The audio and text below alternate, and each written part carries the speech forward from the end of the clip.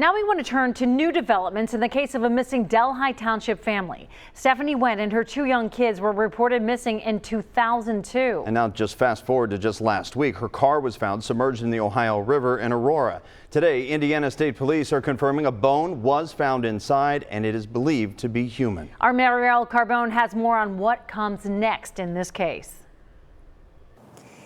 Well, Indiana State Police say that bone is being sent off for testing to try and figure out who it belongs to. Now, I spoke to a forensic anthropologist who tells me she's not surprised a bone was found, even after all this time.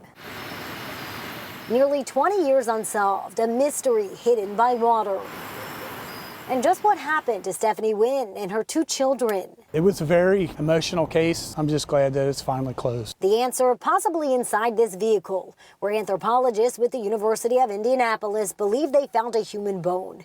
The car was pulled from the Ohio River last week. I'm not surprised they found something. You know, I don't know what kind of shape it's in or anything Forensic like anthropologist Dr. Cheryl Johnston is not working on this recognizable. case. She is with the University of Cincinnati. But she tells WCPO bones are tough and can preserve well, even in water. In Ohio, we have pretty good preservation because of the soil chemistry here. So, you know, I wouldn't expect the bone to be dissolved or anything after 20 years in water. Sometimes it can be made a little bit less solid. Johnston says it's unclear if the bone will still contain DNA. She believes that'll likely be tested for and that a bioprofile will be created. There are a lot of different ways that age at death can be estimated.